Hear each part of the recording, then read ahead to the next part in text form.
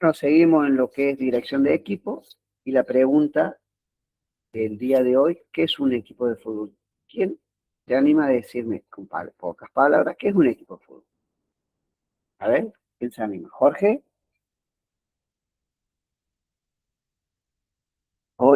¿Qué pasó? ¿Nadie me puede decir qué es un equipo de fútbol?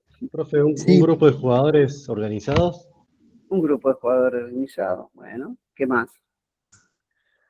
un conjunto de actores que conforman un sistema de juego para Papá, competir y lograr un objetivo. ¿qué más? Ahí a uno le metió la parte deportiva, ¿no? Bien, pasamos a la que sigue. Primero que todo, pasamos a la que sigue. Epa, ahí está. Vamos a hacer una gran diferenciación entre grupo y equipo. ¿Eh? Un grupo de amigos, un grupo de encuentro, ¿sí? Scout, iglesia, un grupo de estudio, ¿sí? Que buscan objetivos distintos, se juntan para pasarla bien, pero no tienen un objetivo en sí. Un equipo de médicos tiene un objetivo, salvar vidas. Un equipo de bomberos, salvar vidas. Un equipo de fútbol, ganar partidos, por ejemplo. Pero cuando hablamos de grupos, los objetivos pueden ser distintos, pero se juntan para pasarla bien, pero también para lograr objetivos individuales. Esa es la gran diferenciación, ¿no? Un equipo, hay una sinergia entre todos, que no es la suma de las fuerzas, sino la posibilidad de que cada uno contribuya en cierto momento a este equipo para que resuelva ciertas inconveniencias, ciertos momentos, ¿sí? Y que se logre cosas importantes. ¿Eh?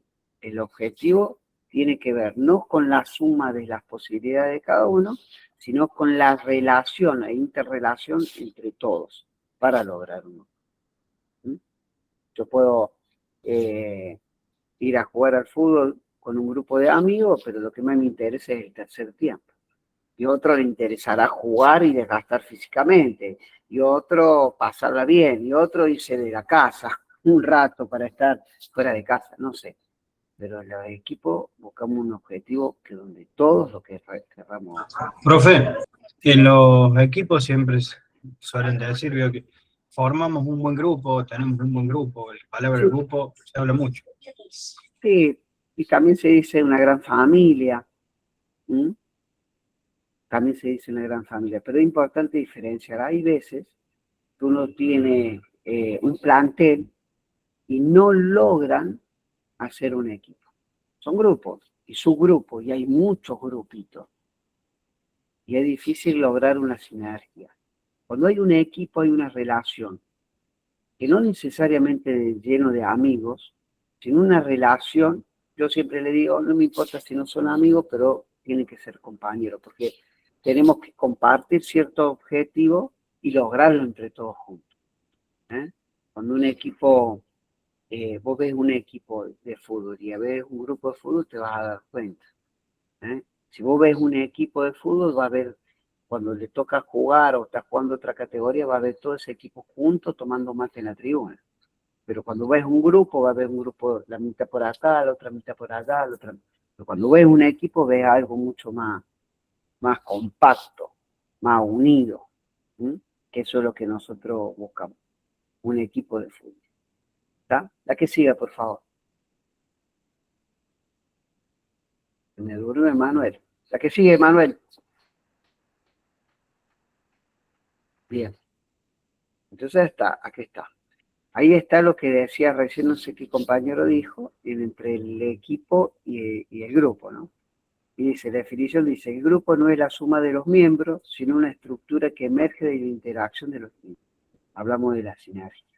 La interacción psicosocial está en la base de la evolución del grupo y su movimiento. Cuando hay un equipo y a un compañero pasa por un mal momento, el equipo se junta para poder ayudar. Cuando no es así, eh, es muy difícil que el equipo esté preocupado por alguien que te pasa por un momento. Algunos sí, otros no. Los objetivos comunes, la evolución dinámica del grupo se realiza en un espacio en donde se produce un verdadero campo de fuerza social. El grupo se convierte en un equipo, la cancha, el entrenamiento, el vestuario. ¿Mm? Por eso hay veces que yo pregunto, ¿no?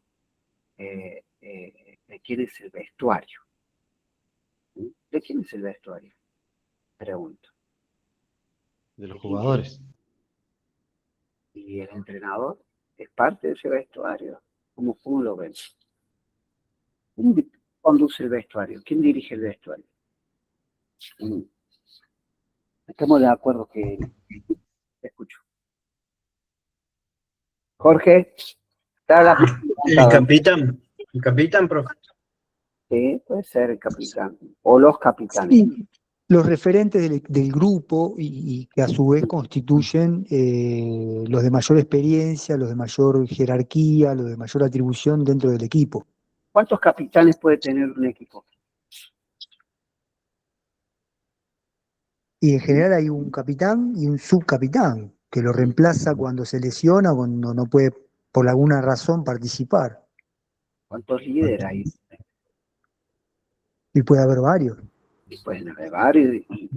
Y que la figura del capitán tiene mucho más que ver con una cuestión reglamentaria, que después también se transforma, está el capitán dentro del campo de juego, que no necesariamente lleva la voz cantante del grupo o del equipo, pero sí el que a cuenta, digamos, tiene que estar relacionado al reglamento que otorga el torneo y tiene relación con el árbitro.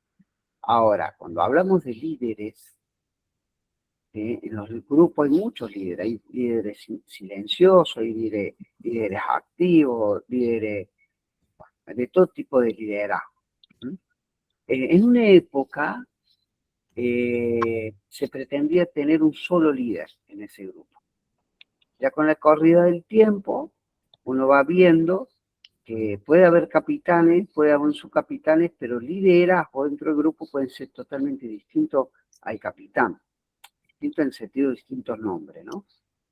Entonces, bueno, es trabajar esto, ¿no? Y el vestuario es un lugar que para mí se da una intimidad que hace al jugador y hace al grupo. ¿Mm? Lo que sucede dentro del vestuario, donde no se puede transcribir o contar fuera de él, ¿no? Todas aquellas cosas que suceden. Y nosotros ingresamos al vestuario en ciertos momentos, a veces para poder poner orden, dar una charla, hablar de cuestiones que hacen a la vida o al deporte mismo, pero inmediatamente tenemos que salir, ¿no? Porque ese es el espacio que estamos como prestados. La que sigue, por favor, Emanuel. Tipo de equipo de fútbol. Hay distintos tipos de grupos, ¿no? Yo prefiero un grupo de 23, 25 jugadores como mucho, ¿no? Que son grupos pequeños, teóricamente. Hoy me toca conducir un grupo grande, que tengo más de 40. Tenemos que considerar también en relación a los objetivos que se persiguen, ¿sí? Si los objetivos están impuestos externamente, si tiene que ver con la dirigencia o tiene que ver con, con nosotros mismos. Si el objetivo es el de siempre, salir campeón, si hay objetivo individual y colectivo,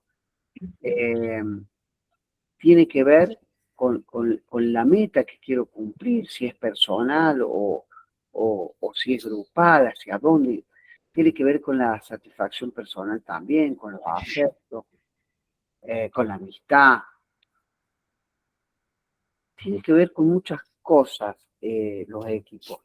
Hay veces que me cuesta entender cuál es el objetivo en algunos jugadores que, que, no, que no son parte del equipo, que tienen muy pocas posibilidades de jugar de jugar dentro de su grupo, sin embargo se mantienen. No sé si por ahí es una cuestión de ocupar un espacio de tiempo o qué, pero hay muchos grupos, muchos equipos que hay jugadores que terminan siendo jugadores que se desprenden de ese equipo y que por ahí no tienen esa aceptación, esa acción, como usted quiera. Porque en los mismos equipos y en los mismos grupos podemos ver objetivos diferentes, tanto grupal como individual, pero también se puede apreciar muchas veces de aquellos jugadores que pareciera que acompañan y solamente acompañan. No empujan el carro, pero lo acompañan al costado del camino, digamos, ¿no? Siempre me quedo con esto, ¿no? Hasta dónde nosotros los entrenadores somos capaces de llegar hasta el último individuo del grupo para poder motivarlo y hasta dónde hay veces que nos conviene o no motivarlo a ese que viene solamente acompañando el carro, ¿no? Temas que uno se pregunta, primero porque, sobre todo porque uno siempre ha considerado que si son 40 jugadores que deberían ser importantes o si son 20. Siempre se pregunta uno, ¿está bien en un entrenador somos capaces de llegar a un número de esos jugadores? Y tampoco sé si es nuestra obligación de llegar a todos. La obligación tiene que ver con el objetivo que se plantea el club y en definitiva también el equipo. La que sí. Según las relaciones que se establecen dentro del miembro del equipo, ¿no? El equipo primario es aquel que los jugadores ya interactúan entre sí, son conscientes que son parte de un grupo, ¿sí? Generalmente estos equipos primarios son aquellos equipos que se construyen con el tiempo, o sea, hace 5 o 6 años que están los mismos, que hay una relación de afectividad, ya tenemos una relación íntima, ya conocemos mucho más más allá del fútbol, ¿sí? Generalmente se dan estos tipos de equipos con el tiempo, ¿no? 4 o 5 años juntos, los mismos. Los secundarios son aquellas que, principalmente esos que se agregan a los grupos, que mantienen alejados del resto, porque bueno, ya hay un equipo armado y yo me ingreso, y no es fácil ingresar. Primero por dos cuestiones, si el grupo te acepta, segundo, si yo soy capaz de seducir a ese grupo para poder ser parte de él, ¿no? Y por último, equipos con objetivos grupales y personales. Hay veces que este tipo de grupos uno lo descubre rápidamente, principalmente cuando se da cuenta de aquellos jugadores que solamente buscan objetivos personales o cuando el grupo busca un objetivo grupal. Se palpa inmediatamente, ¿no? Y ahí está tiene mucho que ver el labor del entrenador, ¿no? En el día a día, en el unir el grupo, en tratar de que todos tengamos el mismo objetivo, ¿sí? Y principalmente se da cuando el grupo no es parte del objetivo que uno busca. O aquel jugador que dice, bueno, yo no necesito de esto para ser el goleador del campeonato. O aquellos jugadores que artizan de forma individual los equipos y piensan que solamente ellos son capaces de. La que sigue, por favor. ¿Cómo van evolucionando los equipos? Los primeros días, principalmente a los que son nuevos, esto de ser aceptados o no, ¿sí? A partir de que uno va empezando a establecer ciertas normas de responsabilidad, se va tornando, ¿sí? Cuando empezamos a hacerle notar al equipo que hay jugadores que de alguna forma nos pueden contribuir con ciertos valores para la mejora, nosotros facilitando la aceptación, la colaboración, hay cómo, pero ¿cómo hago yo para que un jugador nuevo sea aceptado con el grupo? Y bueno, designarle un compañero, cambiarle de compañero, hablar con el capitán, hacerlo parte del grupo, presentarlo, llevarlo, juntarlo, bueno, ¿sí? De esta forma, obviamente, uno va tratando de que el grupo se vaya conjuntada, ya sea para tomar un mate, comer un asado, lo que sea, nosotros tenemos que tratar de trabajar eso, ¿no? Y por otro lado, nosotros los entrenadores solucionando los conflictos. ¿Mm? Es muy importante que nos involucremos en los problemas cuando hay un problema entre dos jugadores, entre tres, lo que sea, ¿no? Siempre nosotros favoreciendo el ambiente, ¿eh? Nosotros lo respiramos al ambiente, nos damos cuenta, ¿sí?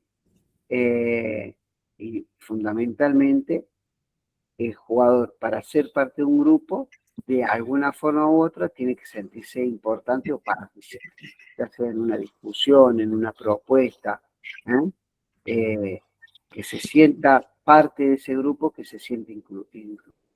¿Sí? Principalmente también es un momento para desarrollar cierta empatía, ¿no? Ponerse en el lugar del otro, ¿no? Y ahí es un trabajo que nosotros tenemos que desarrollar con los líderes, con los capitanes, ¿no? Tenemos que buscar desarrollar esa posibilidad de acercamiento, ¿no? En definitiva, los grupos van a aceptar o no a los jugadores que vengan nuevos o a hacerlos parte de, primero por una naturaleza propia y segundo porque nosotros también tenemos que trabajar en esa aceptación, ¿no? Tenemos que trabajar en la unión del grupo todos los días, todos los días. ¿Sí? Y una forma que los entrenadores debemos procurar armado del grupo es que la información es para todo por igual. Nosotros trabajamos en pequeños grupos, pero esos grupos también son un gran grupo, entonces tenemos que tratar de que a todos les llegue el mensaje, que a todos les lleguen las reglas, las normas, ¿sí? A todos. Por más que sea el titular, el suplente del suplente, ¿sí? A todos por igual dentro de lo que es la convivencia, la norma, el respeto y todo. ¿A qué sigue? Otra de las cuestiones, la eficiencia, es principalmente cuando aparece el sentido de identidad, cuando hay realmente una cohesión entre el grupo, ¿sí? Para eso nosotros principalmente lo vamos a valorar en las derrotas, ¿no? Cuando sucede algo inesperado, cuando el grupo siente que fue una mala tarde o realmente fue una derrota, ¿cómo asume esa derrota? ¿Sí? Si no la asume con responsabilidad y no le permite un progreso, realmente es una derrota. Pero hay veces que hay derrotas o partidos que se pierden que favorecen a la unión del grupo, que ahí sale el grupo, que quiere seguir luchando, ¿sí? Hay que ver cómo sale de ese momento, ¿no? Para saber identificar si realmente estamos unidos, a pesar que nos tocó perder, o no. Yo siempre le digo a los jugadores que la miseria del jugador y de los entrenadores sale cuando se pierde. Ahí sale toda la miseria. La responsabilidad en quién fue, quién se equivocó. Ahí, la miseria del jugador de fútbol sale ahí principalmente. Y del entrenador. ¿Sí? Y por último, final. Todos los grupos que están limitados con el tiempo, los grupos humanos que no van evolucionando como equipo pueden sustituir contextos determinados, pueden terminar rápido, sentirse prácticamente acabado. Hay veces que después de varios años ya agota el grupo, ya se agotó, se aburrió, siempre lo mismo. Ahí nosotros como entrenadores, por eso es importante estar constantemente cambiando el grupo, modificando, no constantemente, pero sí en cada etapa que se termina, comenzar con gente nueva también, no todo el 100%, pero ir echando y sacando y metiendo gente más, ¿no? En un grupo humano que ha llegado hasta la eficiencia se habrán establecido lazos afectivos y la separación será penosa cuando vos llegas a ese grupo que logró todo, que llegó al objetivo, generalmente te da un poco de tristeza. Pero cuando las cosas, cuando el grupo está malo, cuando el grupo no lo sentí, no iba a decir no sirve, pero pues realmente vos no lo sentí, el grupo no ve las horas de terminar el campeonato. Bueno, está bien, nos salvamos del descenso, espectacular, va. Y quedan 3 partidos, y ya se hace pesado el entrenamiento, y se hace pasado los partidos, y ya nadie se queda a comer un asado, y termina el entrenamiento y salen todos volando porque no quieren estar más en ese momento, es cuando los grupos están totalmente acabados. ¿Eh? Y eso no lo podemos forzar a que ese mismo grupo vuelva, más si fue un grupo ganador, vuelva a encontrar el camino del triunfo. Lo más importante ahí es tratar de, como quien dice, mezclar y dar de nuevo, ¿no? Entonces necesita el equipo muchas veces necesita cambio. Déjala de presentar, Emanuel, y vamos a algunas cuestiones que hacen a esto de los grupos. A ver qué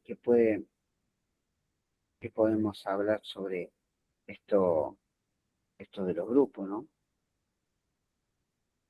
Por ejemplo, hoy la selección argentina, en la época del Mundial, la selección argentina estaba muy, muy unida en ese equipo.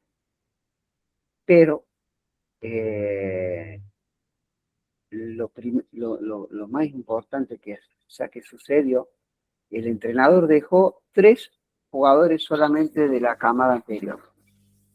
¿Recuerdan quién fueron? Uno Messi, Di María y central que está y Otamendi. Limpió todo, solamente dejó 3 jugadores.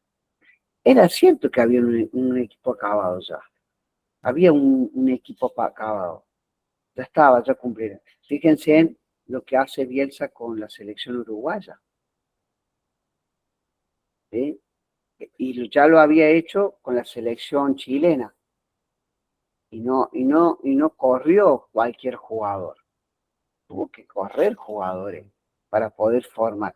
Pasó con la selección boliviana, que de pronto habían entablado un proyecto a 8 o 12 años y se encuentran en el repechaje, pero hicieron una limpieza de equipo.